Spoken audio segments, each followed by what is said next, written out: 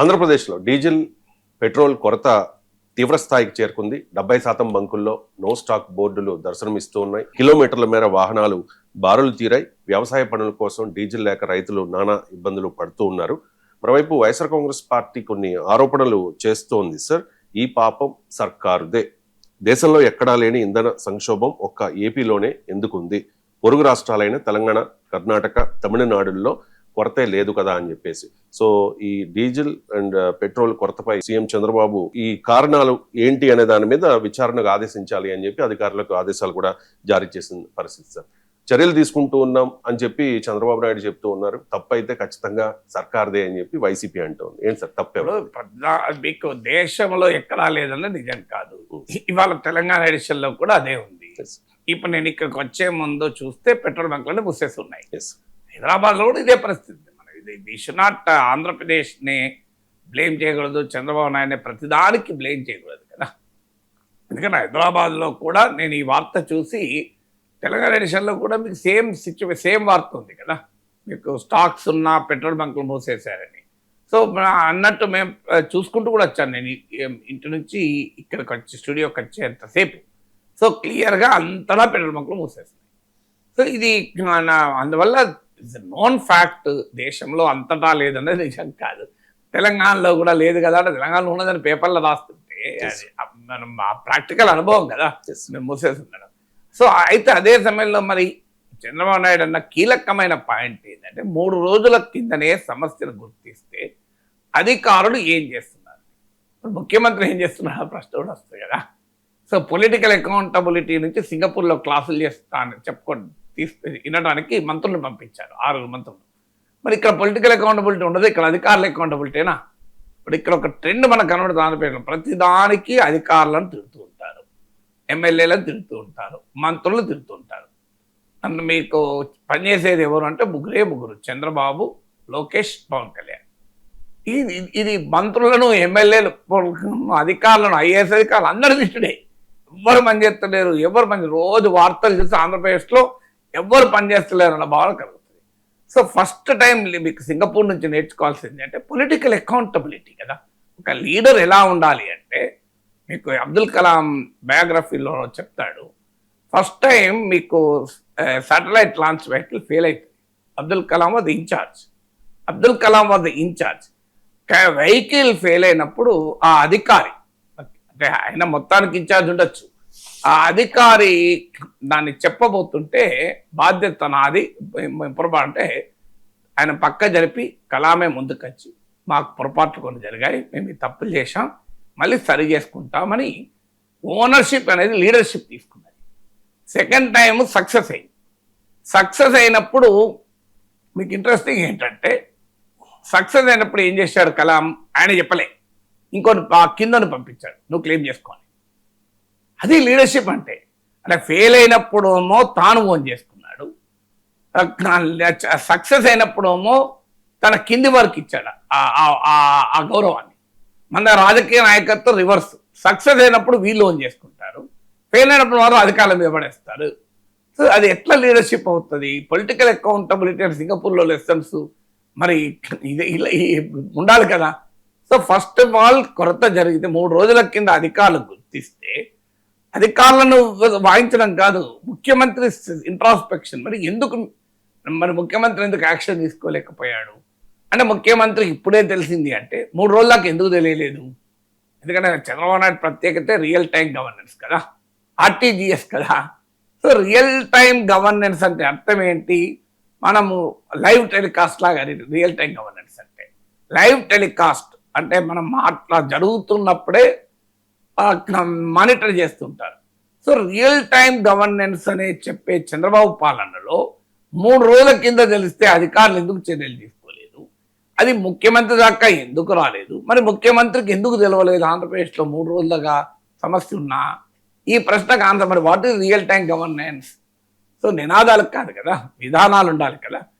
అలాగే double engine సర్కార్. మీకు ఇంకో పాయింట్, పోనీ తెలంగాణలోనో తమిళనాడులోనో కొరత ఉంది, కర్ణాటకలో ఉంది అంటే యూ కెన్ అండర్స్టాండ్, మన దేశంలో తెలుసు కదా. సో మీకు వ్యాక్సిన్స్ అప్పటి నుంచి చూసాం కదా ఇది. సో పొలిటికల్గా ఏం అనుకూలంగా ఉన్న వాటికి ఎరువులు కూడా అప్పుడు చూశాం కదా. ఇదే ప్రభుత్వం చెప్పారు కదా, చూడండి డబుల్ ఇంజన్ సర్కార్ గొప్పతనం ఏంటి, మనకు ఎరువుల సప్లై బ్రహ్మాండంగా జరుగుతోంది అని చెప్పారా లేదా లాస్ట్ సీజన్లో. మరి డబుల్ ఇంజన్ సర్కార్లు ఎరువులు మంచిగా సప్లై అయినప్పుడు డీజిల్ పెట్రోల్ ఎందుకు సప్లై అవుతలేదు డబుల్ ఇంజన్ సర్కార్లు? ఎరువులు సప్లై అయినప్పుడు డబుల్ ఇంజన్ సర్కార్ అని గొప్పగా క్లెయిమ్ చేసుకున్నారు, డబుల్ ఇంజన్ సర్కార్ వల్లనే ఇది సాధ్యమైంది అని. మరి ఇప్పుడు పెట్రోల్ డీజిల్ రానప్పుడు డబుల్ ఇంజన్ సర్కార్ అనే క్వశ్చన్ రాకుండా ఉంటుందా? ఎందుకు లేదు అనేది మరో ముఖ్యమైన ఫ్యాక్టర్. ఇంకో ఫ్యాక్టర్ ఏంటి అంటే ఇక్కడ మనకు అర్థం కావాల్సింది ఏంటంటే, సో ఎందుకు మరి సప్లైస్లో ప్రాబ్లమా లేకుంటే డిస్ట్రిబ్యూషన్లో ప్రాబ్లమా? నో స్టాక్ బోర్డు కనబడకూడదు అంటే ఏం చేస్తారా? పెట్రోల్ డీజిల్ సప్లై లేకపోతే పెట్రోల్ బంక్ నో స్టాక్ పెట్టకపోతే ఎస్ స్టాక్ అని పెడతారా? సో మనం ఆలోచించాల్సింది అంటే రూట్ కాజ్ అనాలిసిస్ అని ఉంటుంది.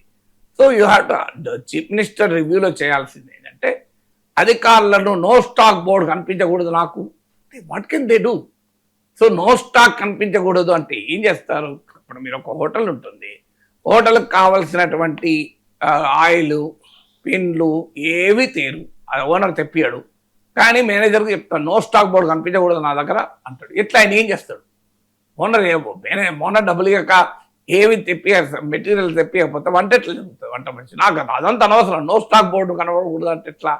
సో రూట్ కాజ్ అనాలిసిస్ సమీక్షలో చేయాల్సింది అంటే రూట్ కాజ్ అనాలిసిస్ అంటారు. సో ప్రాబ్లం ఎక్కడుంది, ఎందుకుంది, ఇలా అప్రమత్తంగా ఉండడం ఎలా? ఎందుకంటే ఈ ప్రాబ్లం ఇప్పుడు మీకు ఇంకో ముఖ్యమైన పాయింట్ ఏంటంటే గ్లోబల్గా కూడా సప్లైస్ ఈజీ అయినాయి. ఇప్పుడు హార్మోజ్ ద్వారా ఆయిల్ షిప్స్ వస్తున్నాయి, గ్యాస్ షిప్స్ వస్తున్నాయి, నరేంద్ర మోడీ డిప్లొమసీ ప్రభావం అని చెప్తున్నారు. మరి ఈ ఇండియాకు ఆయిల్ డీజిల్ గ్యాస్ వచ్చినాక ఆంధ్రప్రదేశ్కి ఎందుకు వస్తలేదు? ఇక్కడ ఒకవైపు కూటమి నేతలు చెప్తున్నారు కదా మోడీ డిప్లొమసీ చూడండి, మన బ్రహ్మాండంగా ఇంత వార్ టైంలో కూడా ఎక్కడా సప్లైస్ ఆగడం లేదు అని చెప్తున్నారు. ఈ చిత్రం ఏంటంటే మీకు ఆంధ్రప్రదేశ్లో స్ట్రాటజిక్ ఆయిల్ రిజర్వ్స్ ఉంటాయి, వ్యూహాత్మక చమురు నిల్వలు మన దేశంలో ఉన్నవి విశాఖపట్నంలో ఒకటి ఉంది, ఇంకోటి కర్ణాటక అనుకుంటా, రెండే ఉన్నాయి.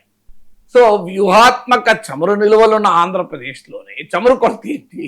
అఫ్కోర్స్ అందులోకి ఆంధ్రప్రదేశ్కి వస్తుందని నేను అంటలేను. సో వ్యూహాత్మక చమురు నిల్వలు ఉన్న చోటనే చమురు కొరత ఏంటి అనే ప్రశ్నకైతే ఆన్సర్ చెప్పాలి కదా. అందులో మనకు ఆశ్చర్యం ఏంటంటే Chandrababu Naidu is known for administration. 30 ఏళ్ల తర్వాత కూడా ఆలోచించగలిగే సామర్థ్యం ఉన్న నాయకుడు. అది చంద్రబాబు అనేకసార్లు చెప్పాను కదా, నేను భవిష్యత్తు గురించి ఆలోచిస్తాను. అది నిజం కూడా.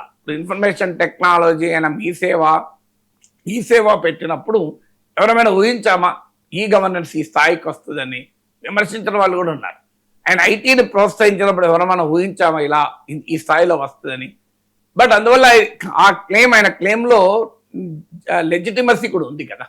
సో ఇప్పుడు క్వాంటమ్ వ్యాలీ గురించి ఏం చెప్తున్నారు?